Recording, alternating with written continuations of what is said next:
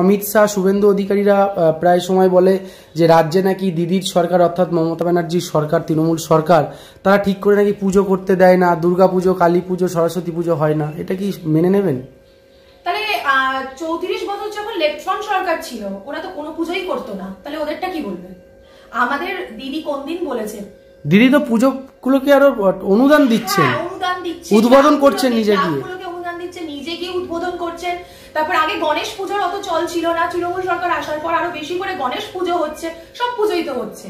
দিদি পুজো করতে দিচ্ছে না মানে তাহলে ক্লাবগুলোকে অনুদান কে দিচ্ছে? পুজোগুলোকে কে অনুদান দিচ্ছে? এতগুলো পুজোতে প্রত্যেক বছরই তো তাদের অনুদান দিচ্ছে এবং আগের থেকে আরো বেশি করে দিচ্ছে। আর তাহলে 34 বছর যখন লেফট ফ্রন্ট সরকার ছিল তারা তো কোনো পুজোই করতো না, তাহলে সেটাকে কি বলবে? মোদী সরকারের পরিবর্তন আমি আগাগোড়া বলে এসেছি। আমার মানে পশ্চিমবাংলার কোনো নাগরিক বলতে পারবে না যে আমরা কোনো মানে সুবিধা পেয়েছি, কোনো উপকার ওনার পেয়েছি, পেয়ে আমরা উপকৃত হয়েছি। এখানে 8 থেকে 80 সবাই কিন্তু আমাদের দিদির প্রত্যেকটা প্রকল্পের দ্বারা উপকৃত হয়েছে। তুমি দেখো না, গ্যাসের দাম দেখো, ভোটের আগে 100 টাকা কমিয়েছে, আবার ভোট চলে গেলে আবার দাম বেড়ে যাবে। অন্যান্য স্টেটগুলো দেখো তুমি, দামগুলো দেখো, আর আমাদেরটা দেখো, আমাদের সবচেয়ে বেশি আমাদের এখানে।